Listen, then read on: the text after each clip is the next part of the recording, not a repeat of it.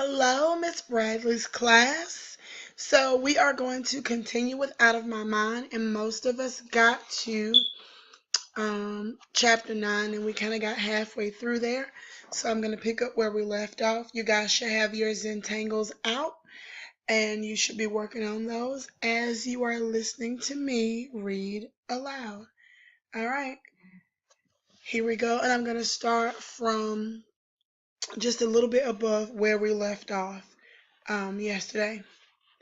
I wanted to tell Mom that I was sorry. She was so sad and so scared. It wasn't her fault, that I was just the way I was, and she had nothing to do with it. During Mom's entire pregnancy, however, my parents' attention to me never wavered, even though, yeah, I worried that it would. Dad did lots more as Mom got closer to her due date. He did some of the laundry, most of the cooking, and all of the lifting and carrying. I got to school on time every day, got my stories read to me every night, and the three of us waited and hoped and prayed. But Penny was born perfect and copper bright, just like her name. From the minute she came home from the hospital, she was a really happy baby. Mom truly did carry a little bundle of joy into the house. But I guess a new baby is rough on any parents, especially if they already have a kid like me at home. Sometimes there would be arguments. I could hear them through the bedroom wall. "I need more help around here, Chuck," Mom would say, trying to keep her voice low. "Well, you pay more attention to the baby than you do to me. If you'd help more, I'd have more time for you. With two kids and one of them, Melody, it's not easy. I have to go to work, you know. I have a job too. Don't throw that in my face. Plus, I'm up twice at night to nurse the baby." I know. I'm sorry, Diane." Dad always softened to let Mom win. "It's just I'm so tired all the time," Mom would say, her voice muffled. "I'm sorry. I'll do better. I'll promise.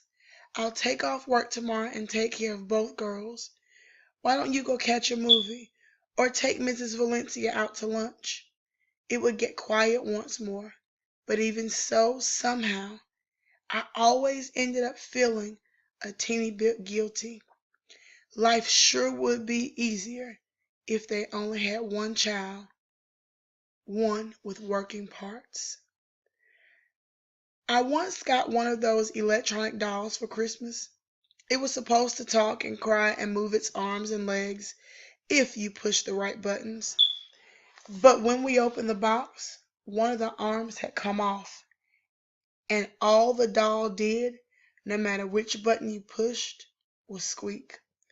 Mom took it back to the store and got her money back.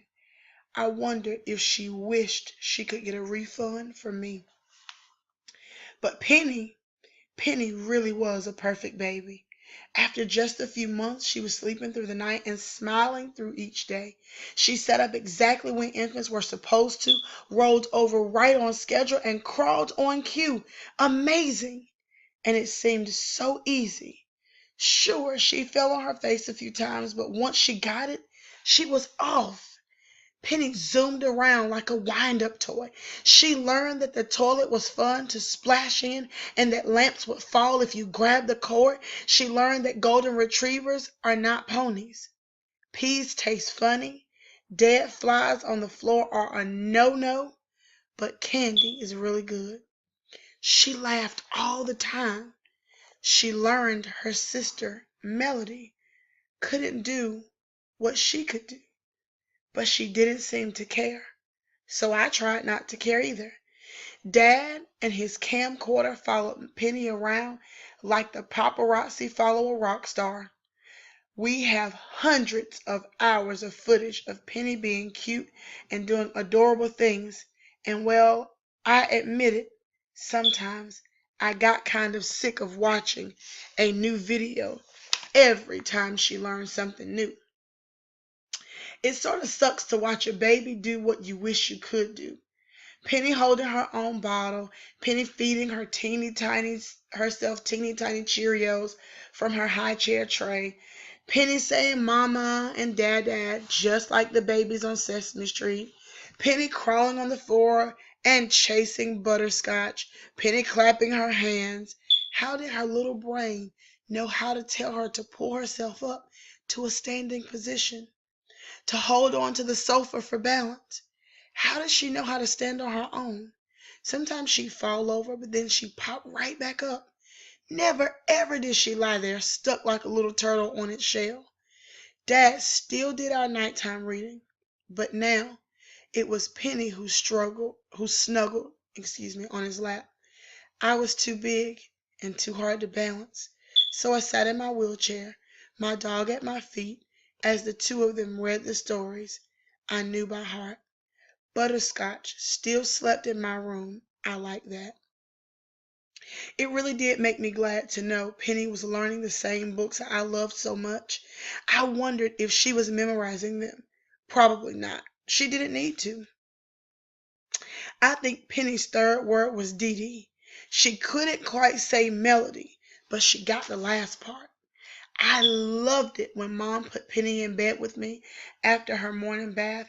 She grabbed me and planted a wet baby powder smelling kiss all over my face. Dee Dee, she'd say again and again. By the time she was 1 year old, Penny could walk. She wobbled all over the house on her little fat legs. She fell a lot, dropping down on her butt and laughing every time she did. Then she'd get back up and try it again. That was something I'd never get to try. With 2 kids in the house, our family routines changed. It took twice as long to get everybody ready each morning. Mom made sure Penny was dressed in pretty little outfits every day, even though she was just going next door to Mrs. V's house. My clothes were okay, but I was noticing that lately they were more useful than cute. Mom seemed to be choosing them about how easy they'd be to get on me. It was kind of a bummer, but I knew I was getting heavier and heavier to lift, and so changing me was harder. I probably should mention that feeding me is a real process. I can't chew very well, so I mostly get soft foods like scrambled eggs or oatmeal or applesauce. Since I can't hold a fork or spoon, I try, but I keep dropping them. Someone has to place the food in my mouth, one spoonful at a time.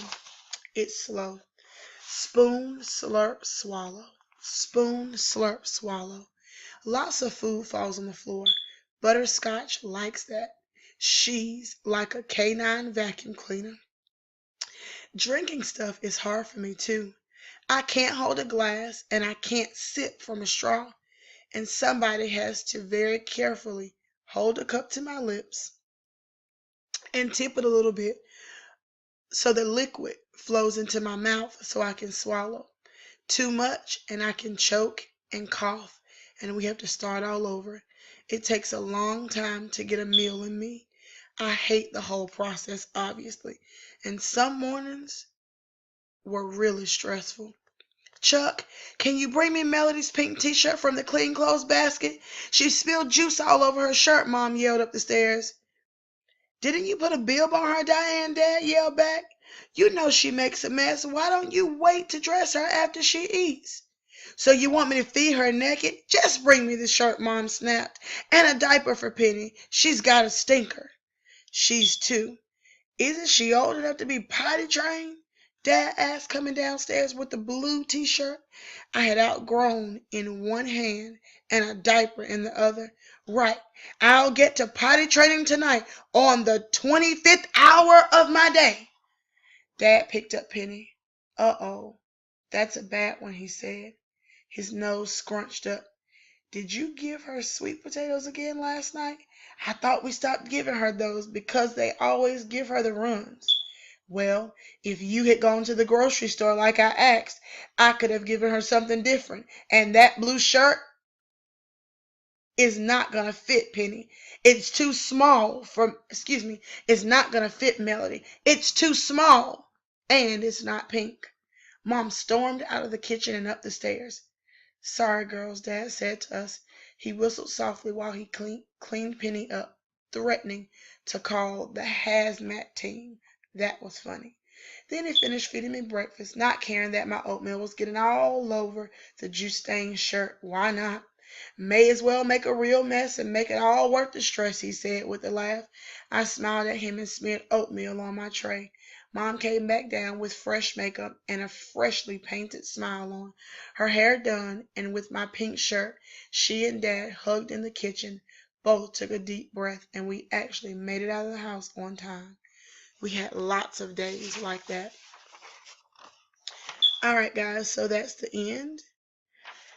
And what you are going to do now is you guys are going to write a journal entry. And for those of you who don't know, a journal is very similar to a diary, but both girls and boys have them. And today you have to pretend that you are either Melody, you have to pretend that you are either Melody's dad, Chuck, or Melody's mom, Diane, or you can pretend that you are the baby, Penny. And you are going to write just a journal entry about how you're feeling right now in chapter 9, but you have to pretend that you are one of those people. So if you're Melody, you have to write as if you're her. Make reference to like your wheelchair and what it's like being there and what it's like, watching your baby sister do things you can't do and things like that. If you're Penny, then you could possibly write about like what it's like growing up, what it's like being a little girl, and how you're looking at your sister and you're wondering like what her wheelchair is and like why people are having to feed her and why she can't hold stuff, things like that.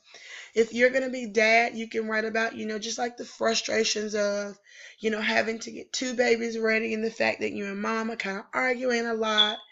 Or if you're mom, you can kind of write from the same perspective as dad, how difficult it is to get two girls ready.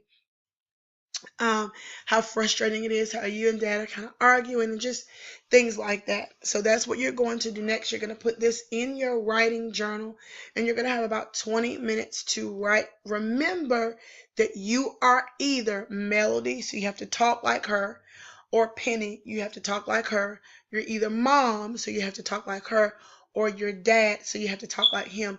You are not talking as yourself. All right? So enjoy writing. I cannot wait to read these tomorrow. And make sure you use correct punctuation and capitalization. Try to spell your words as correctly as possible.